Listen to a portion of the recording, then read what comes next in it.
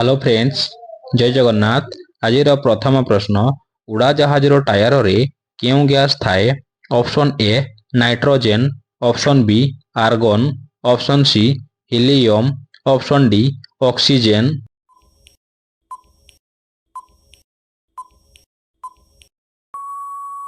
तो दर्शक बंधु, यार सठिक उत्तरटी होछि ऑप्शन ए नाइट्रोजेन। परवर्ती प्रश्न, भारतर प्रथम वैदेशिक मंत्री किए?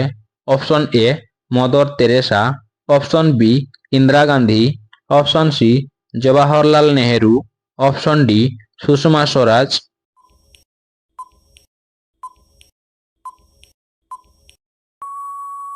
तो दर्शक बंधु, यार सठिक उत्तरटी होछि ऑप्शन सी जवाहरलाल नेहरू। जवाहरलाल नेहरू स्वाधीन भारतर प्रथम प्रधानमंत्री मध्य होइथिले। परवर्ती प्रश्न, आईसीआईसी बैंक केबे प्रतिष्ठा होइथिला? ऑप्शन ए 1945 मसीहा, ऑप्शन बी 1950 मसीहा, ऑप्शन सी 1955 मसीहा, ऑप्शन डी 1994 मसीहा।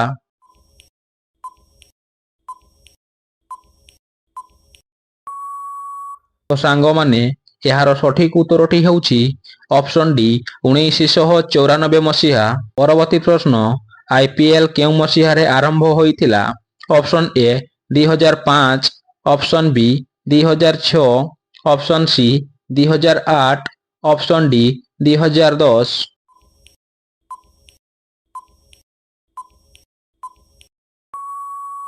सो फ्रेंड्स, यार सठिक उत्तरटी होछि ऑप्शन सी 2008। एठारे आईपीएल रो फुल फॉर्म होछि इंडियन प्रीमियर लीग। परवर्ती प्रश्न, कागज मुद्रा सर्वप्रथमे केउ देश प्रचलन करिथिला?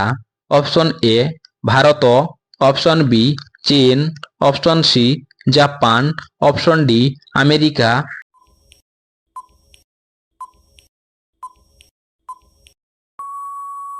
सो फ्रेंड्स, यार सठिक उत्तरटी होछि ऑप्शन बी चीन। परवर्ती प्रश्न, भारत रत्न रे सम्मानित होइथिबा प्रथम भारतीय खिलाड़ी किए?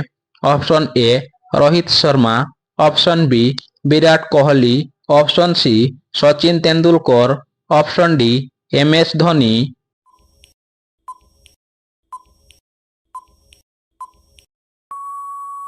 सांग माने यार सठिक उत्तरटी होछि ऑप्शन सी सचिन तेंदुलकर। परवर्ती प्रश्न, ओडिशार प्रथम स्वाधीनता संग्रामी किए थिले?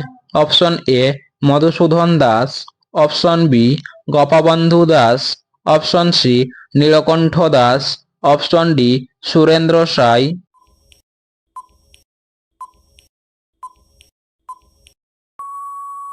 तो दर्शक बंधु, यार सठिक उत्तरटी होछि ऑप्शन डी सुरेंद्र साई। परवर्ती प्रश्न, भारतीय जातीय कांग्रेस केबे प्रतिष्ठा करा जाइथिला?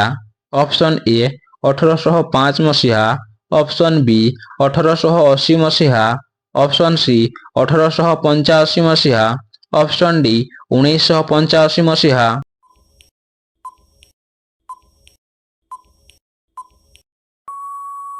तो फ्रेंड्स, यार सठिक उत्तरटी होछि ऑप्शन सी 1885 मसीहा। परवर्ती प्रश्न, सुभाष चंद्र बोसଙ୍କ जन्म केउ राज्य रे होइथिला? Option A Odisha, option B Bihar, option C Uttar Pradesh, option D Punjab.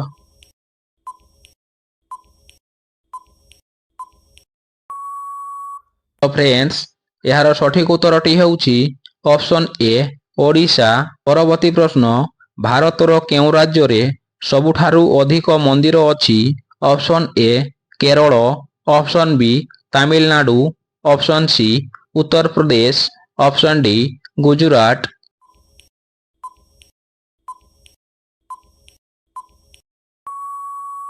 So friends, यार सठिक उत्तरटी होछि ऑप्शन बी तमिलनाडु। परवर्ती प्रश्न, आधार कार्ड रे केतोटी नंबर थाए?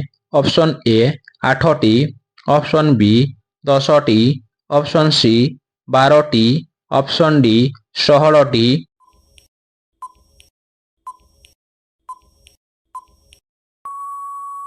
सो फ्रेंड्स, यार सठिक उत्तरटी होछि অপশন সি 12টি। পরবর্তী প্রশ্ন, ଭାରତର ରାଷ୍ଟ୍ରୀୟ ପୁସ୍ତକର ନାମ କ'ଣ?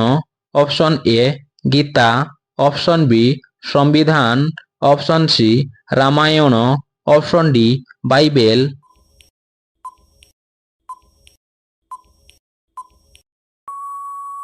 ତ ଦର୍ଶକ ବନ୍ଧୁ, ଏହାର ସଠିକ ଉତ୍ତରଟି ହେଉଛି ଅପସନ ବି ସମ୍ବିଧାନ। ପରବର୍ତ୍ତୀ ପ୍ରଶ୍ନ, ଭାରତର କେଉଁ ରାଜ୍ୟରେ ସବୁଠାରୁ ଅଧିକ କୋଇଲା ମିଳିଥାଏ? Option A Chhattisgarh, option B Gujarat, option C Rajasthan, option D Jharkhand.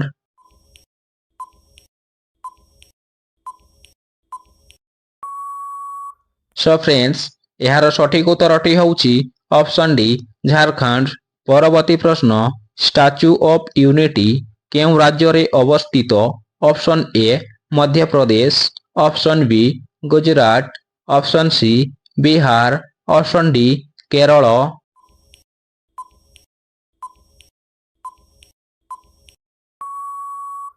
ତ ସାଙ୍ଗମାନେ, ଏହାର ସଠିକ ଉତ୍ତରଟି ହେଉଛି ଅପସନ ବି ଗୁଜରାଟ। ପରବର୍ତ୍ତୀ ପ୍ରଶ୍ନ, ଜଣେ ସାଧାରଣ ମଣିଷର କେତୋଟି ଦାନ୍ତ ଥାଏ? ଅପସନ ଏ 20ଟି, ଅପସନ ବି 28ଟି, ଅପସନ ସି 32ଟି, ଅପସନ ଡି 36ଟି।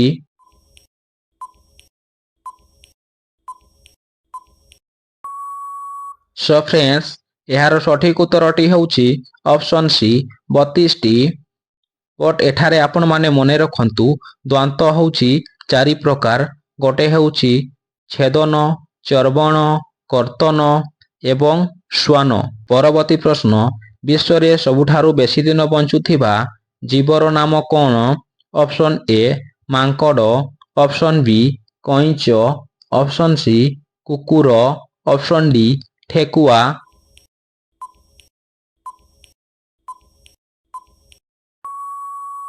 ସୋ ଫ୍ରେଣ୍ଡସ୍, ଏହାର ସଠିକ ଉତ୍ତରଟି ହେଉଛି ଅପସନ ବି କଇଁଛ। କଇଁଛ ପ୍ରାୟତଃ 200 ବର୍ଷ ପର୍ଯ୍ୟନ୍ତ ବଞ୍ଚିଥାଏ। ପରବର୍ତ୍ତୀ ପ୍ରଶ୍ନ, କେଉଁ ଦେଶରେ ଗୋଟିଏ ବି ସିନେମା ଘର ନାହିଁ? Option A Spain, option B Bangladesh, option C Germany, option D Bhutan.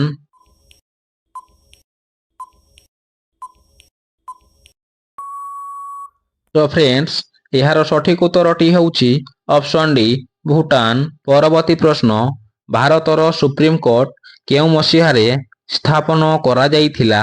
Option A 1943, option B 1948, option C 1950, option D 1956।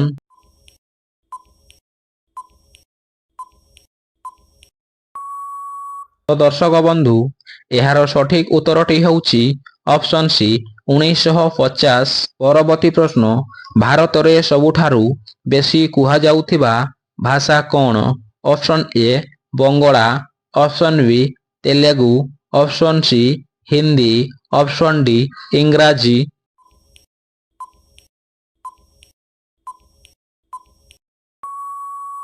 Show friends, ଏହାର ସଠିକ ଉତ୍ତରଟି ହେଉଛି ଅପସନ ସି ହିନ୍ଦୀ। ପରବର୍ତ୍ତୀ ପ୍ରଶ୍ନ, ମହାତ୍ମା ଗାନ୍ଧୀଙ୍କର ରାଜନୈତିକ ଗୁରୁ କିଏ ଥିଲେ?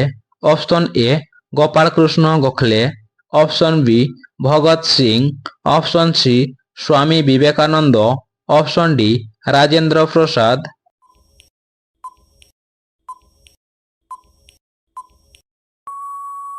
ତ ଦର୍ଶକ ବନ୍ଧୁ, ଏହାର ସଠିକ ଉତ୍ତରଟି ହେଉଛି option A Gopal Krishna Gokhale. But ଆପଣମାନେ ଏଠାରେ କମେଣ୍ଟ ମାଧ୍ୟମରେ କମେଣ୍ଟ କରନ୍ତୁ, ନେତାଜୀ ସୁଭାଷ ଚନ୍ଦ୍ର ବୋଷଙ୍କ ରାଜନୈତିକ ଗୁରୁଙ୍କ ନାମ କ'ଣ ଥିଲା? ଫ୍ରେଣ୍ଡସ୍, ଆଜିର ଶେଷ ପ୍ରଶ୍ନ, ସ୍ୱର୍ଣ୍ଣ ମନ୍ଦିର ଭାରତର କେଉଁ ରାଜ୍ୟରେ ଅବସ୍ଥିତ? Option A Odisha, option B Punjab, option C Rajasthan, option D Haryana.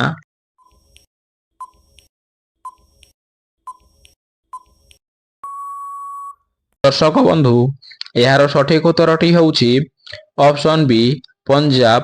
ପଞ୍ଜାବକୁ ମଧ୍ୟ ପଞ୍ଚନଦୀର ଦେଶ ବୋଲି କୁହାଯାଏ। ଯଦି ଭିଡ଼ିଓଟି ଆପଣମାନଙ୍କୁ ଟିକିଏ ବି ଇନଫର୍ମେଟିଭ ଲାଗିଥାଏ, ତାହେଲେ ଲାଇକ୍, ସେୟାର ଏବଂ ସବସ୍କ୍ରାଇବ କରିବାକୁ ଭୁଲିବେନି। Thank you.